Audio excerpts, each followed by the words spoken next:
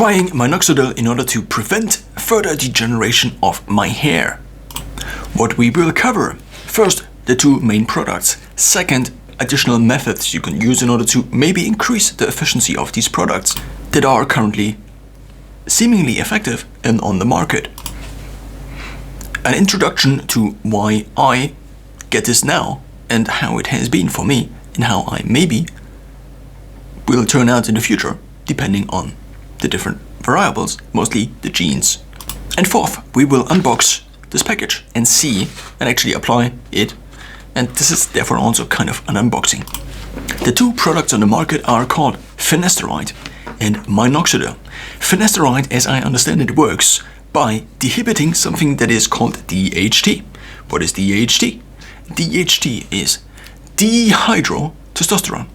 It's basically a sub-hormone, you could say, of the bigger hormone that is testosterone. Now, tinkering with male fertility hormones, you could say, of course also females have testosterone, seems maybe a little bit risky, and therefore there also are some side effects. There is something called long-term finasteride syndrome, and the proper name is actually post-finasteride syndrome. So even if you take finasteride and then you don't take it anymore in order to get rid of the side effects, you might still experience side effects.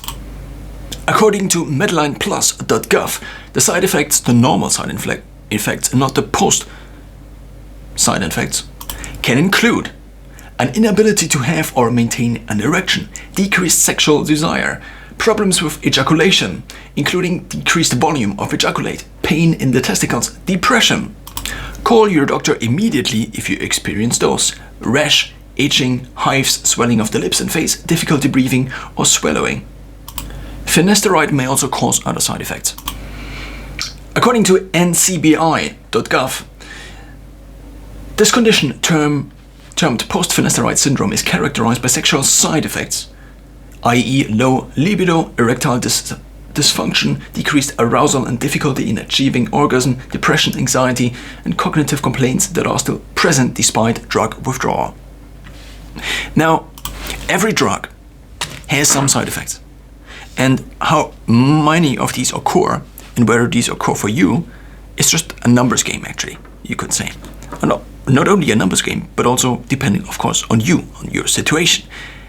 But now, the calculation you have to make is what is worth more. Is it worth more potentially not losing your hair, or the other one? This maybe accepting the side effects. In my case, I decided I will not take finasteride if I don't have like major balding, which I do not have yet. So let's go into Minoxidil. What is Minoxidil then? Minoxidil, sold under the brand name Rogaine. In European markets, it's called Regain, but it's the same, it's not fake, it's the same company. Among others, is a medication used for the treatment of high blood pressure and pattern hair loss. It is an antihypertensive vasodilator. It is available as generic medication by prescription in oral tablet form and over the counter as a topical or liquid form. As a topical liquid or foam.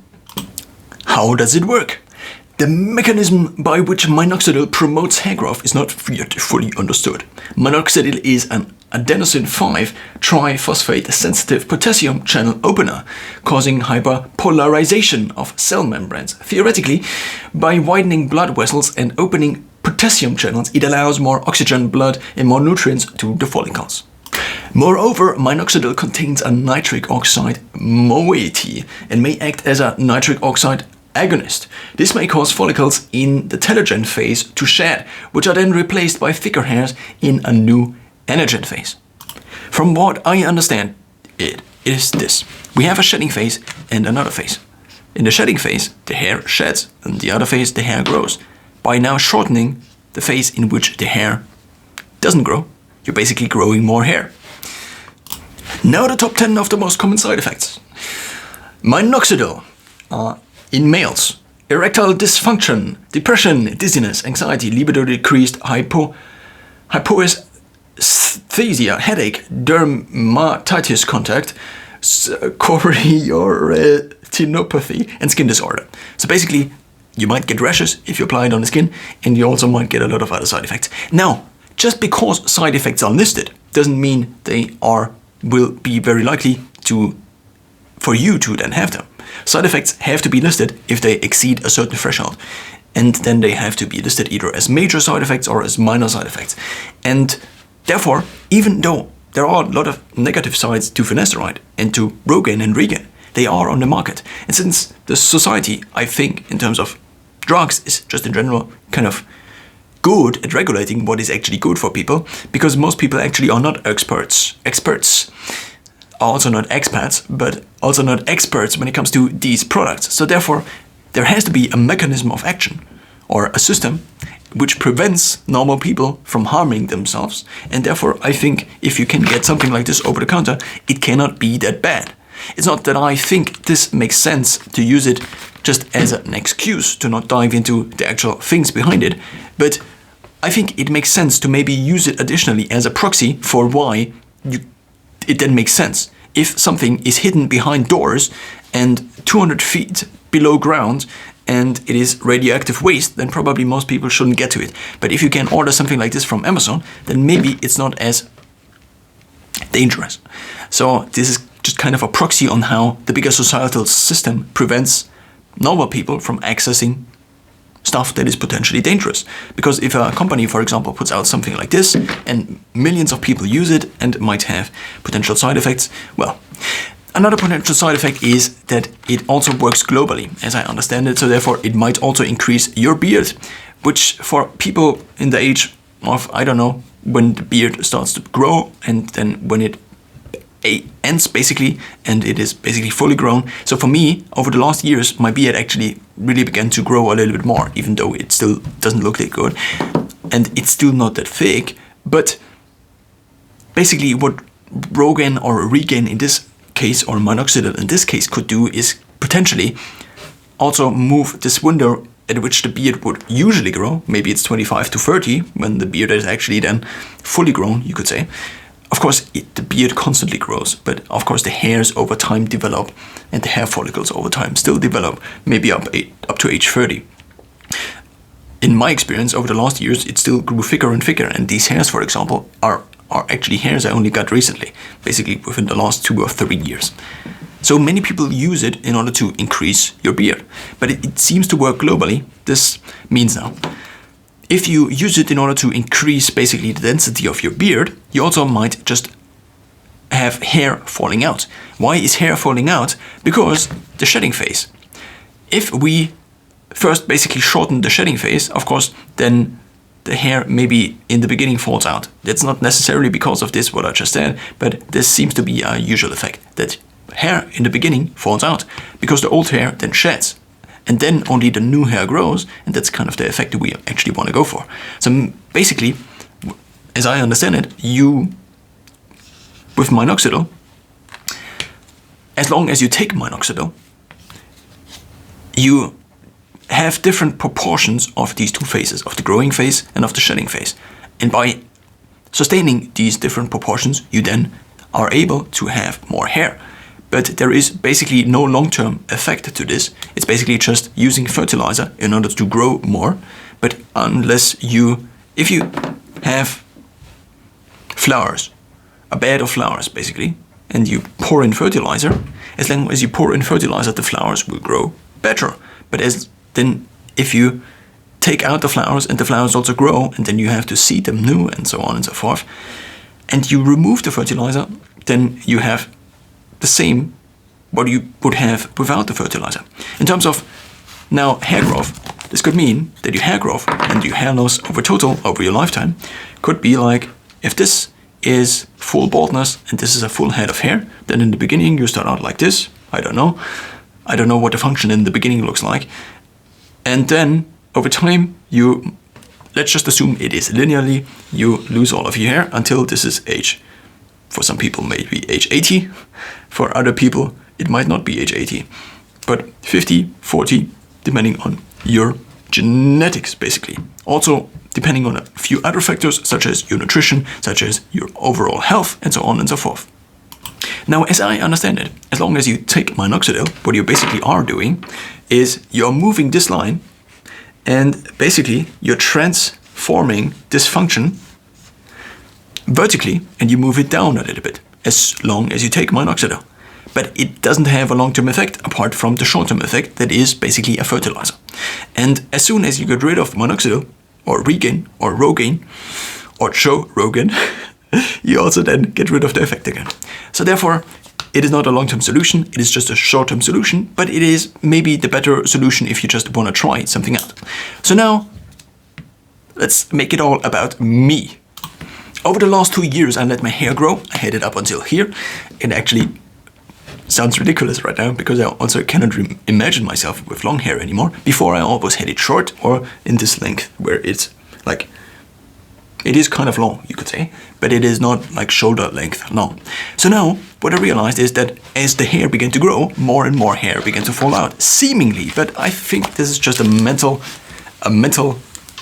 perception bias, you could say, not really a bias, but a mental perception distortion. Because if this is your head and you have a hair on here that is, let's say, 1 centimeter, and this hair falls out, then it's 1 centimeter. But if you now have 10 centimeters of this hair, then you have 10 centimeters of this hair basically having fallen out.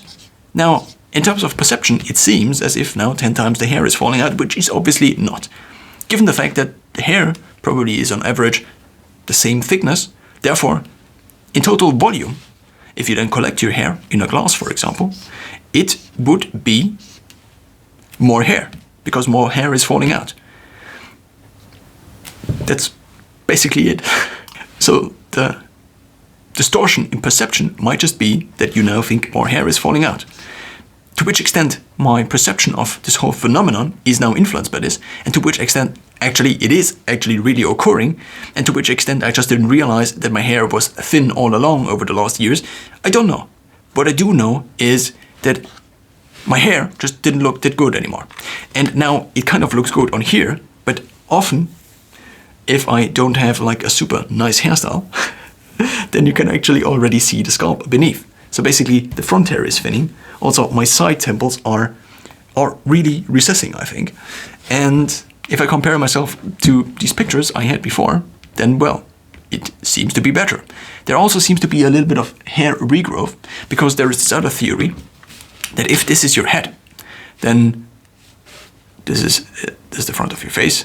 Or let's just not make it like this, but if this is your head, then there are certain areas in which there might be more stress. And now there's a theory that says where the hair falls out actually correlates to some extent where there is stress on the hair. And these areas where many people experience basically stress and tight skin that then would basically decrease blood flow and so on and so forth, are usually the areas where the hair falls out. So basically, it's not that there isn't now a method of action you can do, or there is not a result of it, it's just a theory as of now, but it seems to be maybe a valid theory. What I also noticed is that my scalp basically was not inflamed, but it just hurt all the time when I had long hair. Think of me going out of the shower and trying to now comb out the dozens of hairs that fell out every day, that would have fallen out maybe anyway, and just now seemed to be 10 times the size maybe. But still, when I, for example, cut all the top hair, so I had all of this hair, it was basically only like this thin anymore. And this was just something that was weird. So therefore I searched the different options. I also kept an eye on this topic over the last years in order to then make a decision if I had to make a decision. So now regarding genetics, I think it is worth looking at either your siblings or your father or your 2 grandfathers or your 4 great-grandfathers.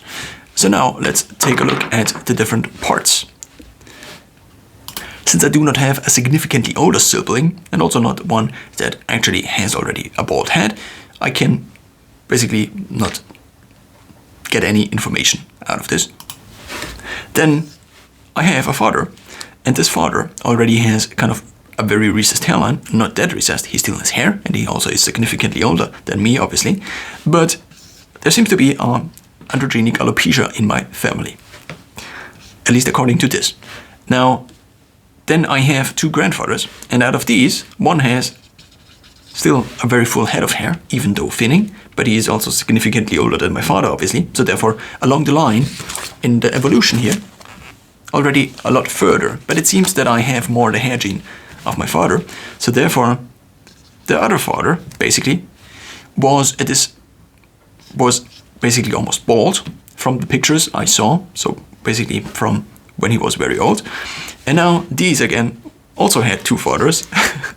And these two fathers, I don't know actually I didn't look it up as of recently how this one looked like. I also don't know how this looked like. And of course, these actually didn't have two fathers, but of course the other side of the father stems from my grandmother's side. So basically the father from my grandfather is actually my great-grandfather if you are following. And I don't have a lot of data. It seems that at least this father, the father from one of my great-grandfathers, had also not that much hair, and I don't know about this one, and I also don't know about this one. Basically, apart from this exception here, everybody loses hair. For the purpose of your entertainment solely, I display these pictures now on my surface. So this is the top of my hair with still long hair, and I do think that this looks not that good anymore. It doesn't at least look as I had a full head of hair. This looks closer to basically maybe an old man compared to me being in my 20s. Now the effect is not that noticeable, but it is noticeable I think for me, and I think I'm not totally gaslighting myself if I now do something about this. Because as soon as you then don't do something about this, it might then maybe look like this, and so on and so forth. This is not that bad. I still do have a full head of hair. But as someone mentioned once, if you don't manage the things, if you already realize that they are going on, then you might have to manage them at a very worse state, basically. This here is an additional picture as of recently from the top of my hair, not from the top of my mind, but you could say these two are correlating. So now, regarding the drugs, this is basically almost everything you have to know. Almost everything. So these are the easy drugs. There are also drugs that are not really drugs, but actually treatments. So now let's talk treatments. So, of course, there is the big option. The big option is a hair transplant at some point in the future. So now, what a hair transplant is actually you taking hairs out of some other part of your body, not necessarily the top or the back of your hair or head, but it could also just be your chest hair, for example, or maybe the hair, I don't know if the hair here would be thick enough, I don't know. It could also be your beard hair, for example. If you have beard hair here, why not transplant it here? Now, a hair transplant is a surgery, so I think you want to avoid surgery, and let's call it hair transplant. Then there are also other options. These are more newer options, which are basically taking growth hormone or stem cells or something like this and injecting them into the top of your head only. Because as previously noted, Minoxidil as well as finasteride work to some extent at least globally, which is not something that actually makes the most sense. So therefore there are these treatments now available where they basically inject growth hormone or I don't know, something like this, or also stem cells in the top of your head. So basically a local treatment, you could say. So this is the reason we call this local treatment, LT. And then there is something else, and this something else is basically one additional method, and this is also a local treatment, you could say. So there seems to be an effect that if you hurt certain parts of your body, that they need to regenerate. And I think using this effect, it's not that I think, but there seems to be a method that uses this effect that, from what I understand, seems to work like this, is that if you now inject basically needles, small needles into your scalp, then there seems to be some kind of regeneration process, which then the hair growth also benefits. And this process is called micro-needling. So now what you can do is you can also increase the efficiency of using minoxidil or using finasteride, apparently. So finasteride can also be taken orally or also can be applied on the top of your head. Of course, it might work a little bit better than on the top of your head, but it's still then is kind of ingested systemically, even if you just apply it on the top of your head. And so now what you can do is you can, of course, combine all of these methods. You can first take just minoxidil, then try microneedling and minoxidil, then do LT. So basically the local treatment still in a kind of a clinic setting, which then might be growth hormone or something like this. I don't know too much about this specifically. And then last but not least, you can also get a hair transplant. There is a limit to how much you can do for a hair transplant. If your head is completely empty and you only have a few beard hairs left, then there is not that much one can do. Also, as you might have realized, maybe by looking at me here, the beard hair looks different from the head hair. The head hair is straight in my case, and the beard hair is not so much. So therefore, maybe you cannot use all the different other hairs. So it seems to be from so basically from the content I watched on this topic, not so much research, that a normal man has maybe about 10,000 grafts. So one graft is basically, as I understand it, one hair, and then one hair, or maybe not one hair, but maybe basically if there is a certain point and there are a few hairs in there, then you take out basically this point and you just, similar to maybe as planting flowers, you take out the flower, but also a little bit of the soil, and then you just put it somewhere else. And that's basically the grafts and the hair transplants. There have been different methods. The older one is that you have basically a strip and you use basically hair from the strip.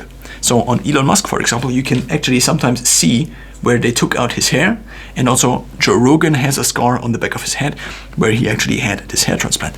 This is the old method. The newer method is to just say, okay, we have a certain area, and out of this certain area, we take it out here, here, here, here, here, here, here, here. Then you just decrease the overall density of the hair on the back of your head, and by doing this, it is not as noticeable, sometimes even not noticeable at all. Why the back of your head? Because the hair there just doesn't seem to grow. Not doesn't seem to grow, but doesn't seem to fall out over time. This is usually, take a look at all of the pictures of old people. They usually have like this crown, and then also here, not much hair anymore. And that's basically the hair that is the most resistant probably to these factors that lead to androgenic alopecia. Now, if you have maybe at max 10,000 grafts for your lifetime, and also if you don't have any hair at all anymore, of course a hair transplant is not really an option anymore. So it is always a calculation when it comes to how much hair you still have left, then for which long this probably will last, and so on and so forth. Also, if you have almost no hair and then you transplant a few hairs here, then it just won't look good. So therefore it is a compromise in between different things. What you can apparently do is within one session, the sessions usually seem to be from 2 to 5,000 grafts, or maybe 6,000 grafts, and ranging in anywhere from a few thousand euros or dollars to maybe more, depending also on the physician that actually does the hair transplant, or the clinic where you actually get the hair transplant. Now, if you take out basically 5,000 grafts from the back of your head, of course they aren't there for future use. So therefore it is always a compromise, as said. So therefore maybe you can in total do a maximum of 3 hair transplants over your lifetime. Elon Musk, for example, seemed to have, according to all of these videos I watched, there seems to be one called Gary Linkoff on YouTube. There is also somebody else I cannot think of off the top of my head. Dr. Mike, I think, makes also sometimes videos about hair transplants. And other surgeons basically analyzing celebrities like Elon Musk and guessing what they had done. So I am referencing these when I talk about Elon Musk, for example. Then the local treatment is obviously also kind of expensive and also something that has to be locally done. So therefore I don't know if I will ever do this. Probably, maybe, if I have enough money and also enough time to do this, and also probably if there is a necessity. I don't know, maybe it stabilizes like this and I will have this hair till I'm 50. Probably not if I take a look at my father, but well, it could be. Maybe with minoxidil I will have. There's also an argument to be made. If minoxidil doesn't last, if it doesn't have a lasting effect at all, why just use it at all? Because it only, of course, it puts you on a little bit of a higher level, and if you then don't take it, it just puts you on the level you would otherwise be at this point in time. But you could just also say, I stand to my head of hair and I don't take something like this, and therefore I know at each point in time what my hair would actually look like, and I just save the money. Something you could do. I said to myself, this is basically the thing I can try now. I probably will not drive to a clinic and get hair growth, hair hormone injections or something like this. Also, with me having still a decent head of hair, of course, it also now looks very big because I have this voluminous hairstyle. If I pull it actually back a bit, you actually see, I mean, it still looks super nice and I can be super happy about this and so on and so forth. But still, I think it makes sense to now already dive into what is available and so on and so forth. And what I will try, I think, additionally is microneedling. And this is now the third thing. And the third thing looks like this. So there are basically two different options. The first one is a manual roller, which is basically, looks like this. And so these are basically these rollers, and they have basically not blades, but these very, very small needles. And if you then take them and roll them on the top of your head, you do two things. Given that these work kind of manually, and you also just might roll over actually hairs, then you might cut them off, which is not very nice and probably puts your whole hairstyle in kind of not optimal fashion. Now, this is the one effect. The other effect it has, it punctuates your scalp and therefore potentially induces the effect we want, which is the regeneration effect that also then seems to coincide with more hair growth. What I also have heard is that burn victims, for example, sometimes just increase their hair growth, weirdly, which might be indicative of the same mechanism we just discussed, this regenerative mechanism. Now, since the device I just showed you cuts off the hair, there is also a better solution that is also not a manual, but it is just a device that you can then put on the top of your head. It's either small or bigger, and it automatically microneedles your scalp. And you can also set how deep you actually want to go with the needles and so on and so forth. And for this reason, maybe this would be the better option to go in the long term to go for. So now we arrive at point 4. I will actually unpack the whole thing. The whole thing is written in German, therefore translating the whole thing doesn't make a lot of sense. For every gram of, so this is the foam, pick out the foam. Why? Because the foam, I think, is just the most applicable. You should apply it 2 times in a given day. And according to what they say is you have to apply basically one of these for a given month. And this results in 20 euros a month, in a subscription, basically 20 euros a month of this. What I will try in the beginning at least is to only try a little bit. I already applied a little bit of it, basically a part of a gram, maybe 0.1 grams yesterday into here and here, and my skin doesn't seem to react harshly, so therefore I think it is now safe to try to apply it right now actually. And well, let's open up the package. So the only thing I could actually get was the set of 3. This was 60 euros on Amazon, and you cannot get it delivered to a packaging station, but since it is kind of a medication, it has to be delivered basically hand to hand, from person to person. Then you need to align this here, these 2 arrows, and then you can drag off the cap. And then you have this measuring cup, which is simultaneously the cap for this. And in this measuring cup, you fill in 1 gram of foam. The recommended age group is 21 to 49 years. I don't know what happens after 49 years.